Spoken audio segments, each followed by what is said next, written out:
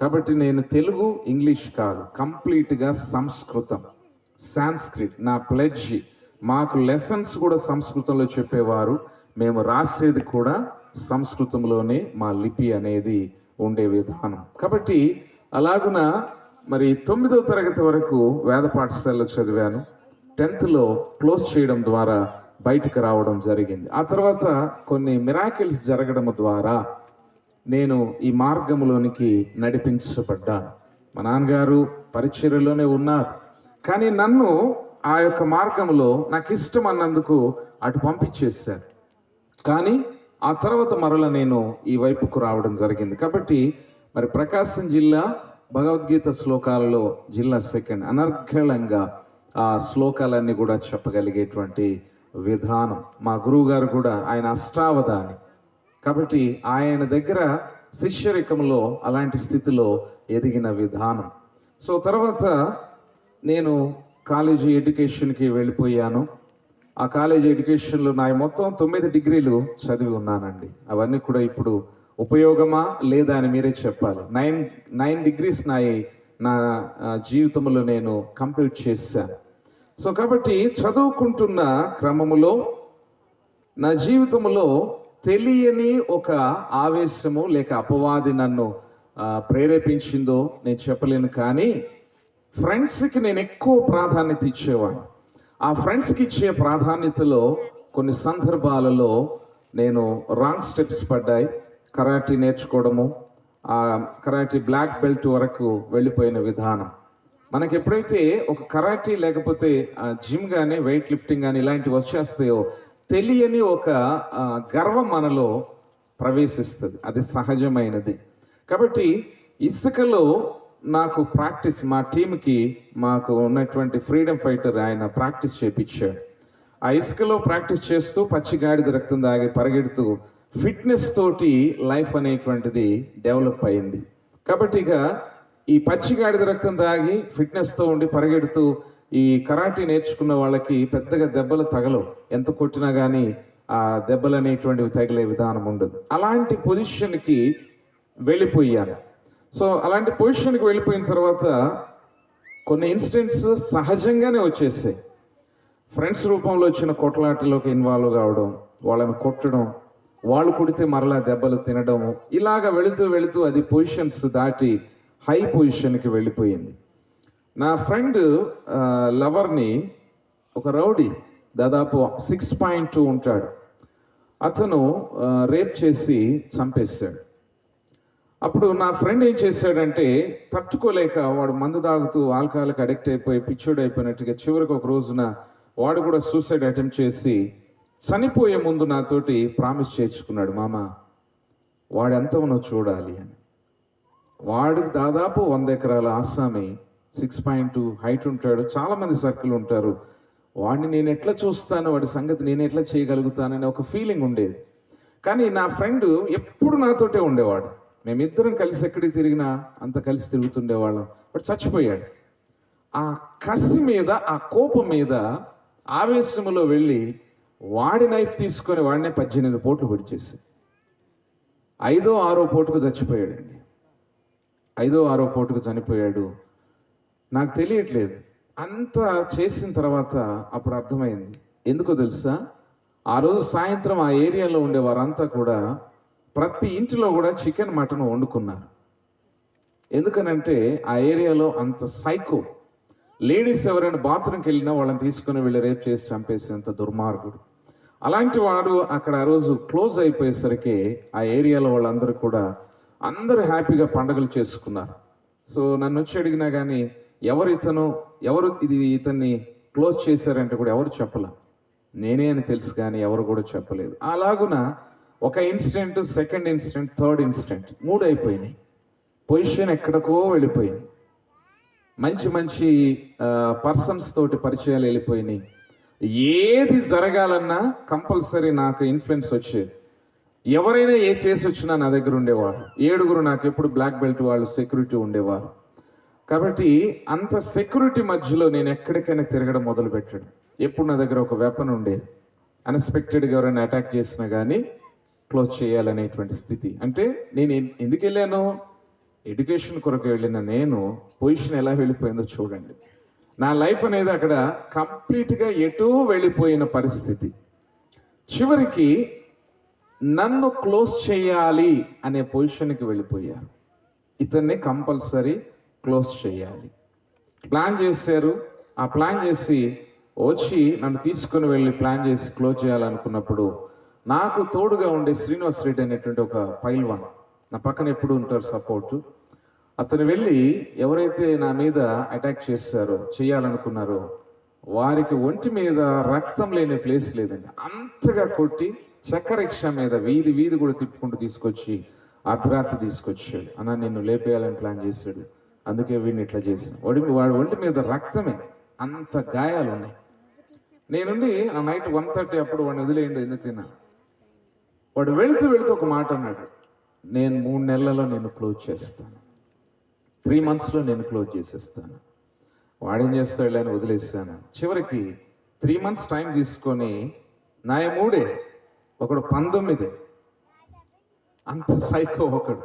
వాడు బెయిల్ మీద రిలీజ్ అయ్యేంత వరకు వెయిట్ చేసి ఒకరోజు రాత్రి 10 గంటలప్పుడు నాకు ఫోన్ చేశాడు, అన్న మనం కలుసుకోవాలి, ఒక సుపారీ తీసుకునేది ఉంది, నువ్వు వస్తే మరి అక్కడ ప్లాన్ చేసుకుందాం అని. అంటే నేను ఇలాంటివన్నీ చూసుకొని నిద్రపోయేసరికి 1 గంట 2 గంటలు అయ్యేది. నేను ఎందుకు సరే వస్తానులే అని అన్నాను అని ఫోన్ పెట్టేసాను. అప్పుడు అన్నీ ఎస్టీడీ ఫోన్సే కదా.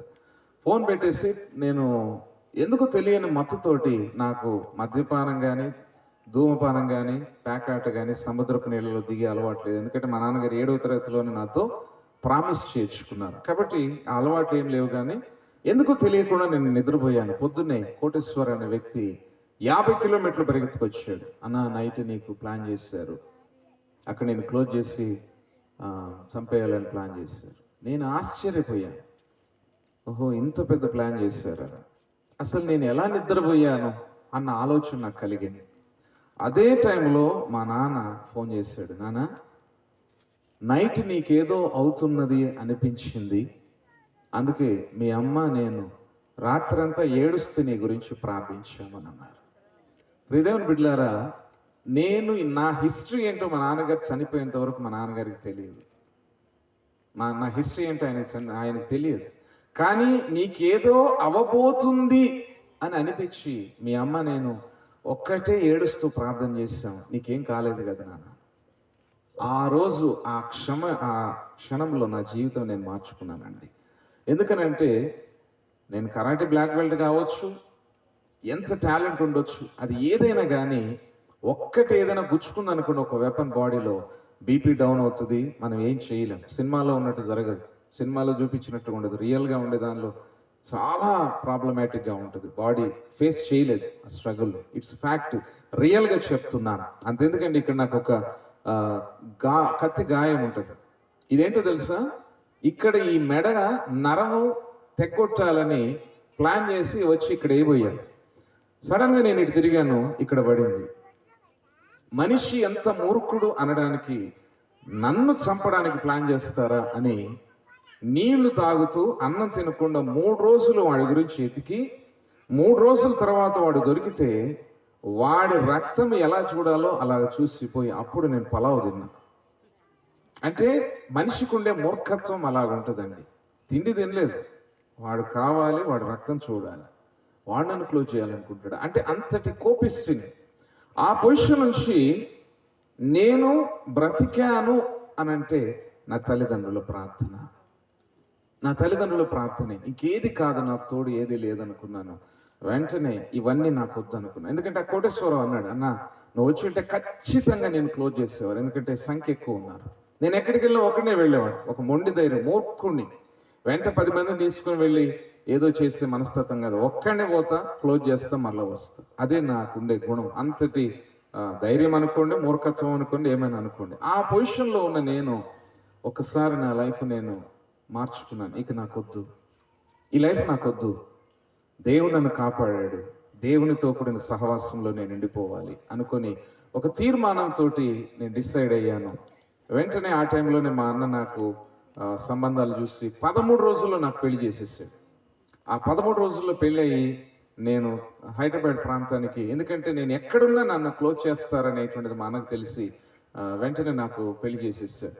ఆ పొజిషన్లో నేను వెళ్ళిన తర్వాత నాకు ఎవరైతే 7 సెక్యూరిటీ ఉండేవారో అందరూ బ్లాక్ బెల్ట్. అప్పుడప్పుడు పేపర్లో చూస్తాను, వాళ్ళందరూ క్లోజ్ అయిపోయారు. వాళ్ళందరినీ కూడా ముగించేశారు. నాయకుడు లేనప్పుడు ఎవరైతే ఉంటారో వాళ్ళందరినీ క్లోజ్ చేసేస్తారు. కాబట్టి ఆ 7 కూడా పేపర్లో చూసి చాలా బాధపడేవాడిని. అయ్యో వీళ్ళు లేరా, వీళ్ళప్పుడు నాకు ఎంతగా ఉండేది, ఎంత ప్రొటెక్టివ్గా ఉండేది అనిపించే విధానం. చివరికి నా లైఫ్ నేను మార్చుకున్నాను. నా లైఫ్ నేను మార్చుకోవడంలో మొదట నా తల్లి తండ్రి ప్రార్థన, మూడవదిగా నా భార్య. ఎందుకనంటే పెళ్ళైన ఫస్ట్ డేనే నా స్టోరీ అంతా చెప్పుకునేసరికి ఆమె బాగా ఏడ్చింది విపరీతంగా. ఇలాంటి వెధవన, ఇలాంటి మూర్ఖుడిని నేను పెళ్లి చేసుకున్నాను అనేటువంటి స్థితిలో దిగులు పడ్డది. కానీ పెళ్లి ప్రమాణాలకు కట్టుబడి నాతోటి జీవించడం మొదలుపెట్టింది. తన శరీరం మీద, నాలుక మీద తప్పించి ఒంటి మీద దెబ్బలేని ప్లేస్ లేదండి. అంతగా కొట్టేవాడిని. ఎందుకనంటే అప్పుడే బయట నుంచి వచ్చేసాను కదా, అప్పుడే ఆ వేళ్ళ నుంచి వచ్చాను కదా, ఎంతసేపు నన్ను కంట్రోల్ చేయాలని చూస్తే, నేను ఉండను హైదరాబాద్, నేను వెళ్ళాలి అనేటువంటి విధానంలో నేను ఉంటే నన్ను కంట్రోల్ చేయడానికి ప్రయత్నించినప్పుడల్లా కూడా తను గాయపరిచేవాడిని. చెప్పాను కదా, నాలుక మీద తప్పించి ఒంటి మీద దెబ్బలేని ప్లేస్ లేదు. కానీ ప్రతి దెబ్బను తట్టుకునేది. అంతెందుకంటే ఇక్కడ ఒక దెబ్బ ఉంటుంది ఆమెకి, నాకు కత్తితో అవసరం లేదు, ఒక టెక్నిక్ ఉంటుంది. ఆ టెక్నిక్ మా గురువు గారు నేర్పించారు. కత్తి కంటే కూడా స్ట్రైట్గా ఇలా చేతితో నరికితే బాడీలో మజిల్స్ కూడా తెగిపోతాయి. ఆ టెక్నిక్ నేర్పించారు. అదేదో టెక్నాలజీ అని కాదు, పవర్ అని కాదు, కానీ ఒక టెక్నిక్. జస్ట్ నన్ను కంట్రోల్ చేస్తావా నువ్వు అని ఒక ఇచ్చేసరికి తనకు నరం తెగిపోయి ఆ రక్తం ఎలా అంటే ఒళ్ళంతా పడిపోయింది. తన నైట్ అంతా కూడా రక్తం కారిపోతూ ఉంటే వాళ్ళ అమ్మ నాన్న వచ్చి కత్తితో నరికేసాడు నా కూతుర్ని అని అన్నప్పుడు హాస్పిటల్లో అడ్మిట్ అయ్యి తాను డీప్గా ఇంకా కోమలకు వెళ్ళే పొజిషన్లో కూడా నా భార్య అన్న మాట ఏంటంటే, లేదు నేను జారిపడ్డాను, దెబ్బ తగిలింది. అక్కడ నాకు రియలైజ్ అయ్యానండి, ఈమెవరు, తనకి నాకేంటి, పెళ్ళి అయింది వచ్చింది, నేను ఒంటి మీద దెబ్బలేని ప్లేస్లో అలా కొట్టినా కానీ ఇంత గాయపరిచిన వాళ్ళ అమ్మ నాన్న ముందు నన్ను కాపాడిందే, ఏంటి ప్రేమ అనేటువంటిది నన్ను మార్చింది. అలాంటి పొజిషన్ నుంచి రియలైజ్ అయ్యాను, వద్దు నాకు ఇలాంటి బ్రతకొద్దు, దేవుని కొరకు ఏదైనా చేయాలి అనే ప్రణాళికతోటి పరిచర్య సేవకుడిని కావాలని నాకు ఎప్పుడు లేదు, అలాంటి ఆలోచన లేదు. కానీ ఏదో ఒకటి పరిచర్యలు చేయాలనే ఉద్దేశంతో ప్లాన్ చేసుకుంటూ అనాథలను దగ్గరికి తీయడం మొదలుపెట్టాను. సో కాబట్టి నాది పిహెచ్డి అయింది, ఫార్మసీ కాలేజ్ ప్రిన్సిపల్ చేస్తాను, postal railway central government jobs వచ్చాయి.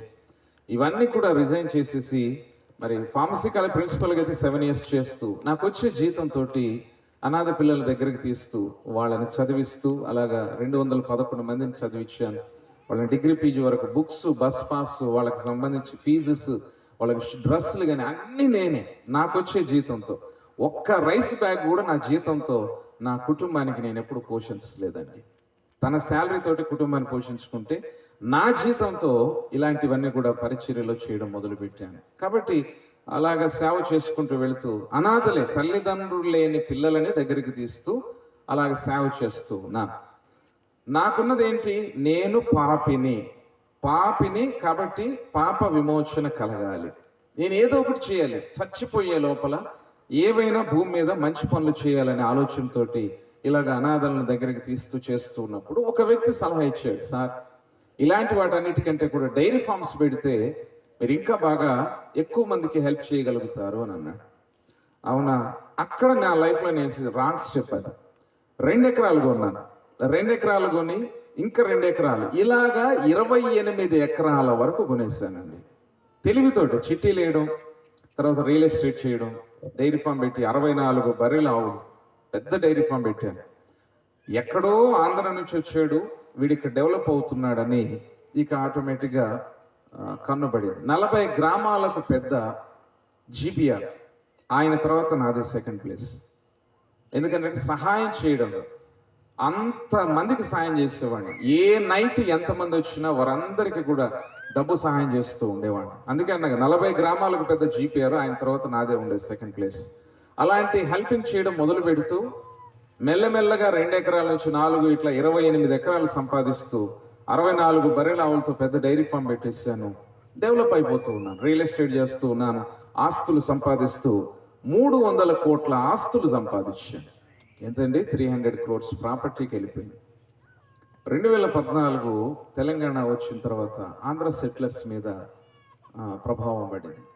నావి ఏవైతే ల్యాండ్స్ ఉన్నాయో, ప్రాపర్టీస్ ఉన్నాయో, 400 గజాల ప్లాట్స్ 9, 28 ఎకరాల ల్యాండ్స్, వీటన్నిటిని కూడా నేను అమ్మేసినట్టుగా ఫోర్జరీ సిగ్నేచర్స్ తోటి వేరే వాళ్ళకి అవి అమ్మేసినట్టుగా ఉన్నాయి. నేను షాక్ అయ్యాను. 90 రోజుల తర్వాత నాకు తెలిసింది అది ఎంత ప్లాన్డ్గా చేశారు. సో కాబట్టి 90 రోజుల తర్వాత ఎంఆర్ఓ దగ్గరికి వెళ్తే, ఇది ఏంటి మేడం ఇలా చేశారు అని అంటే, మీరే సంతకం పెట్టారు, మీరే అమ్మేశారు, నాకు సంబంధం లేదని. కలెక్టర్కి ఆర్డీఓకి లెటర్స్ పెడితే లాయర్స్ ద్వారా ఆమెను సస్పెండ్ చేశారు. ఆ తర్వాత నుంచి టార్చర్ మొదలు పెట్టారు. ఎంతటి టార్చర్ అంటే ఈ 64 బర్రెల ఆవులకు విషం పెట్టారు.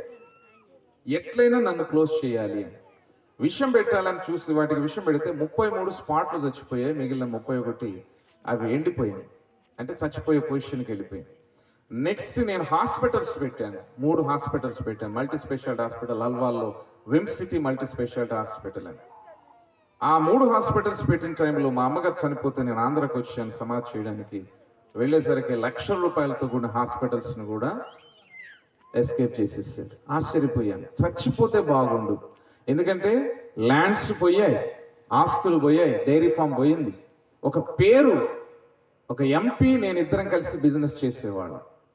ఆ పొజిషన్ నుంచి ఎప్పుడైనా మనిషి పేద స్థితిలో ఉంటే బాగుంటాడు, మధ్యతరగతిలో ఉంటే బాగుంటాడు, కానీ కొంచెం పొజిషన్ పైకి వెళ్ళింది అనుకోండి, దాని నుంచి కిందకి రాలేడు.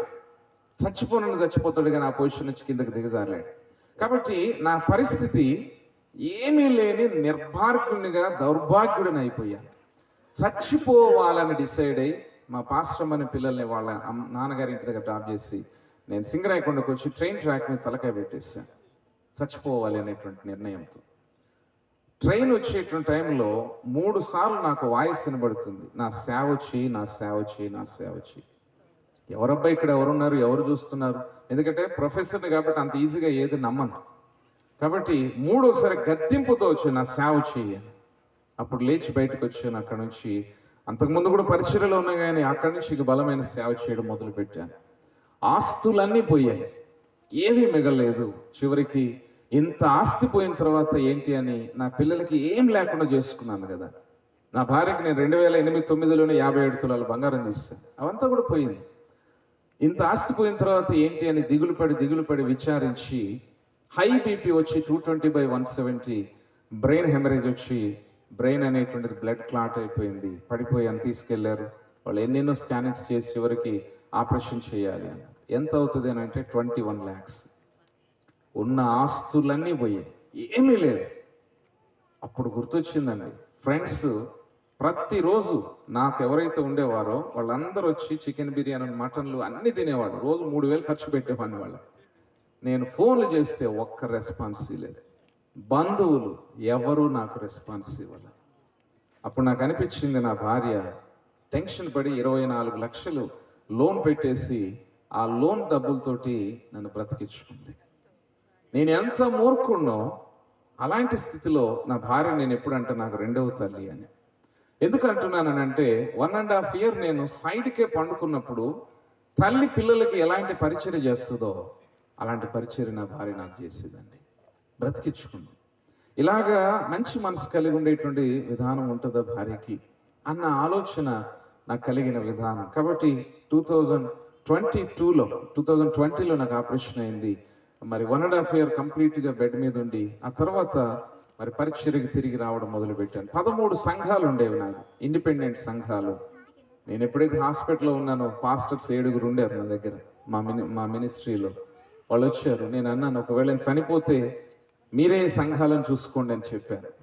అదే అవకాశంగా తీసుకొని 1.5 year నేను వెళ్ళకపోయేసరికి ఆ 13 సంఘాలు పాస్టర్లు ఆక్యుపై చేసేసుకున్నారు. తర్వాత నేను 2022లో వాళ్ళకి దగ్గరికి వెళ్తే సంఘాలకు, పాస్టర్ గారు విశ్వాసాలతో చెప్పించారు, పాస్టర్ గారు మరి సంఘాలు పెరిగాయి, ఆత్మలు పెరిగాయి, కాబట్టి పాస్టర్లే నడిపించుకుంటారు, మీరు ఇక రావాల్సిన అవసరం లేదు.